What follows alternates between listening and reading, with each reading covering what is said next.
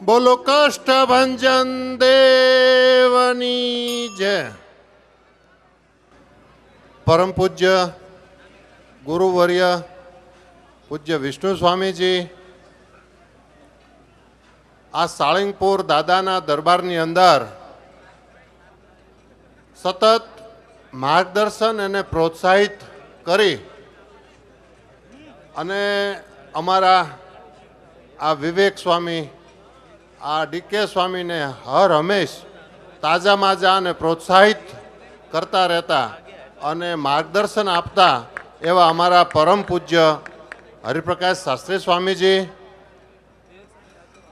જેઓને વિકાસ પુરુષ કહેવું પણ નાનું શબ્દ પડે એવા, અને મેં અગાઉ કીધું હતું શાસ્ત્રી મહારાજ કે 2 BHK બનાવવો હોય ને તો પણ સાથીના પાટિયા ક્યારેક ક્યારેક ખેંચાવા માંડે, એની બદલે 1200 રૂમનો મહેલ, આ ભોજનાલય, આ કિંગ ઓફ સાળંગપુર, આ બધું લેન્ડસ્કેપિંગ, શું વખાણ કરીએ. એટલે આ માણસનું નામ વિકાસ પુરુષ પણ નાનું પડે એવા પરમ પૂજ્ય વિવેક સ્વામીજી અને એમનું ડાબો અંગ અમારા ડીકે સ્વામીજી,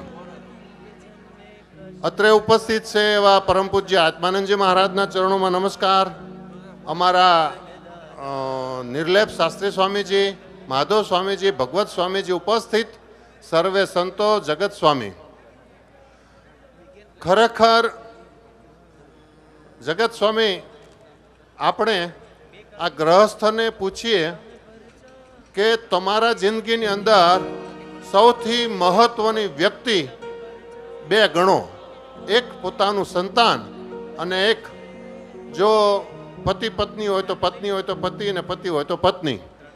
એ લોકોનો જન્મદિવસ હોય અને બુકે લેવા જાય તો ત્યાં ઓલા માળી એવું કે જો આ તમારે 15 ફૂલનો બુકે લેવો હોય ને તો 300 રૂપિયા, અને 10 ફૂલનો બુકે લેવો હોય ને તો 200 રૂપિયા.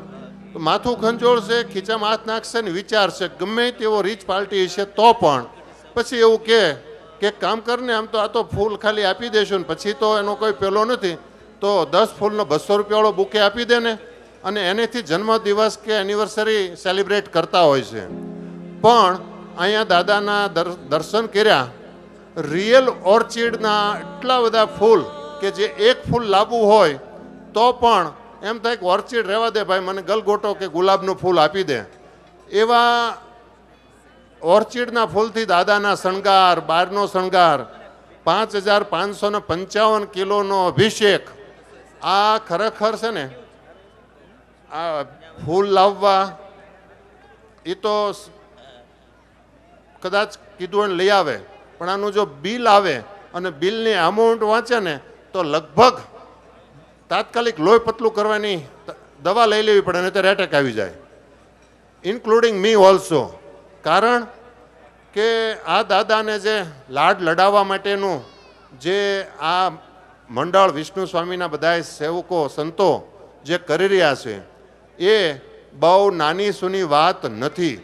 આટલા બધા રિયલ ઓર્ચિડના ફૂલ લાવવા, આટલા બધા સરસ મજાના અલગ અલગ કલરના, પાછા અલગ અલગ કલરના બધા ગુલાબના ફૂલ લાવવા, બીજા બધા ફૂલ લાવી અને બધું શણગાર કરવો.